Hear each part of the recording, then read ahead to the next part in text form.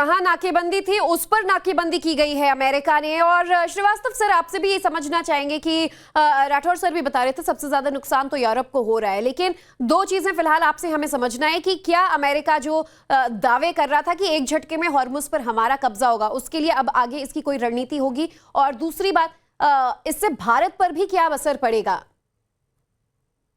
तो ज्योति, आपकी आवाज थोड़ी मुझे कम आ रही है, अगर पीसीआर को बोल देंगी तो थोड़ा वॉल्यूम बढ़ा देंगे। एनीवे, ये इस तरीके से है, मैं इसको दूसरे तरीके से देखता हूँ मिलिटरली। अगर वो हॉर्मुज का ब्लॉकेट करते हैं यूएस नेवल फोर्सेस को लगा करके, तो इसका मतलब है कि जहां ग्राउंड ऑपरेशंस की जो बात हो रही थी, जो बाकी ऑफेंसिव की बात हो रही थी, मिलिट्री ऑपरेशंस की बात हो रही थी, उससे ट्रंप का ये डिपार्चर है। इसका मतलब जो पीस पीरियड है उसमें कोई मिलिट्री ऑपरेशंस करने का अभी ट्रंप का मन नहीं है। और दूसरा, इसका ब्लॉकेट करके, क्योंकि उनको पता है कि सबसे ज्यादा इम्पैक्ट चाइना पर पड़ेगा, जो बहुत इन्फ्लुएंस रखता है ईरान के ऊपर। वो चाइना को थोड़ा सा दबाव में लाना चाहते हैं कि वो चाइनीज जो हैं वो ईरानियंस को बोलें कि वो नेगोशिएट करें। और अब उन्होंने अपने नेगोशिएशंस का जो पॉइंट है उसको भी बहुत एक तरीके से केंद्र बिंदु उसका ये बना दिया है कि न्यूक्लियर ऑप्शंस का, जिसके लिए रशिया ने ऑफर किया है कि उनका जो संवर्धित यूरेनियम है 440 किलोग्राम, उसको रशिया कह रहा है कि हम लेने को तैयार हैं, हम अपने पास रखेंगे। वो ना तो इंटरनेशनल एटॉमिक एनर्जी एजेंसी को सौंपेंगे और ना सौंपेंगे यूएस को। तो ये वाली बातें भी चल रही हैं पैरेलली। इसका मतलब यह है कि जहां तक सवाल है, ट्रंप ऑफ रैम्प करना चाहते हैं और फाइनेंशियल मुद्दे पा गए हैं, जिसका सपोर्ट उनको उनकी एलाइज से नहीं मिल रहा है। ऑस्ट्रेलिया ने भी इसका विरोध किया है, यूके ने भी विरोध किया है। और जो हम बीच पीछे बातें करते हैं कि इससे क्या निकलेगा, फाइनेंशियल प्रेशर्स की तरफ अब बात घूम गई। लेकिन एक बात समझना चाहिए, शायद अमेरिका ने पता नहीं इसका संज्ञान लिया है कि नहीं लिया है, क्योंकि वो जो चीजें करते हैं कुछ पता नहीं चलता है कि उसमें हर चीजें सम्मिलित है कि नहीं है। ईरान उधर से रोकेगा, जो यूएस के जीसीसी कंट्रीज जो उनकी तरफ इंक्लाइन है, और जिसमें कि बहरीन, कतर, दुबई, इनका तो पूरा ऑयल रुक जाएगा, उनका तो उसी तरफ से आता है। सऊदी अरेबिया तो फिर भी बाबिल मानदेव का सहारा ले सकता है, और ईरान का नहीं निकलेगा। अगर आप उसमें देखिए तो ईरान का 1 से 2 मिलियन तेल ही निकलता है उधर से, और 20 मिलियन की अगर बात होती है पर डे, 20 मिलियन बैरल की, उसमें बाकी तो बाकी देशों का है, इराक का है, इन लोगों का है, तो वो कैसे चलेगा? सऊदी अरेबिया का बहुत बड़ा उसमें कंट्रीब्यूशन है। तो सब मिला जुला करके ये इनकी जो नेवल ब्लॉकेट वाली जो स्ट्रेटजी है, विल इट वर्क और नॉट, ये तो आने वाला समय ही। और अगर अमेरिका कोई एक्शन लेता भी है तो ईरान ने भी बहुत सख्त चेतावनी दे दी है कि इसके बाद देखिए हालात जो हैं यहाँ पर हॉर्मुज को लेकर काफी ज्यादा क्रिटिकल बने हुए हैं। और क्या 14 दिन का जो युद्ध विराम है वो जारी भी रहेगा या टूटने के आसार बनते हैं, आगे इस पर भी हम चर्चा करेंगे। लेकिन इस बीच ईरान अमेरिका को लेकर एक और बड़ी खबर आ रही है। आपको बता दें, ट्रंप ने ईरान को फिर से धमकी दी है, अमेरिका को कोई ब्लैकमेल नहीं कर सकता है।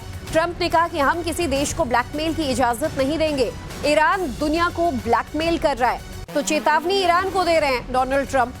और पहले सुनिए कि ट्रंप क्या कुछ कह रहे हैं। और इसके साथ ही ट्रंप ने ईरान को एक और बड़ी धमकी दे दी, कहा कि अभी कोई लड़ाई नहीं हो रही है, अभी केवल हॉर्मुज स्ट्रेट पर नाकेबंदी की गई है, अब ईरान कोई कारोबार नहीं कर पाएगा। ईरान की सेना को हमने खत्म कर दिया है, ईरान के पास न्यूक्लियर हथियार नहीं है, हम ईरान को न्यूक्लियर क्षमता हासिल भी नहीं करने देंगे। तो हॉर्मुज की नाकेबंदी शुरू होने के बाद ट्रंप ने प्रेस कॉन्फ्रेंस की और साफ किया कि ईरान को किसी कीमत पर परमाणु हथियार तो हम नहीं लेने देंगे। ईरान परमाणु कार्यक्रम नहीं छोड़ेगा तो कोई समझौता नहीं होगा। ईरान के पास परमाणु हथियार नहीं होंगे, अगर वो सहमत नहीं होते तो कोई समझौता नहीं होगा। ईरान परमाणु कार्यक्रम नहीं छोड़ेगा तो हम ये धमकी दे रहे हैं। वहीं ईरान को न्यूक्लियर क्षमता भी किसी कीमत पर हासिल नहीं करने देंगे, ये डोनाल्ड ट्रंप ने अपनी बात दोहराई। इस बीच एक और बड़ी खबर आपको बता दें, ईरानी राजदूत मोहम्मद फातिमी का बयान सामने आया है। युद्ध से पहले हॉर्मुज स्ट्रेट खुला था, अमेरिका ने 12 दिनों तक हम पर हमला किया, युद्ध विराम के बाद भी अमेरिका ने अटैक किया, स्कूलों और अस्पतालों पर हमले किए। हॉर्मुज ईरान के अधिकार क्षेत्र में आता है और इसीलिए इस पर हमारा नियंत्रण है। Before the war, the Strait of Hormuz was open.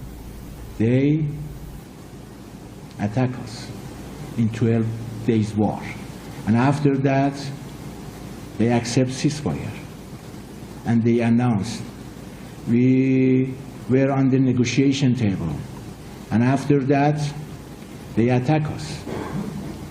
They attack to so many infrastructure of Iran.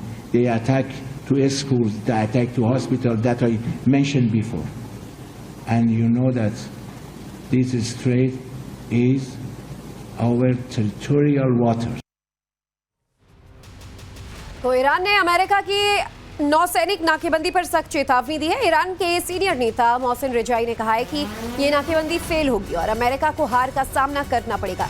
रिजाई ने कहा है कि जैसे अमेरिका हॉर्मुज़ स्ट्रेट के मामले में ईरान के खिलाफ सफल नहीं हो पाया, वैसे ही इस बार भी नाकाम रहेगा।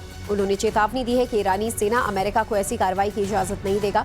रिजाई ने दावा किया कि ईरान के पास जवाब देने के लिए कई अनछुए विकल्प मौजूद हैं, जिनका अभी तक इस्तेमाल नहीं किया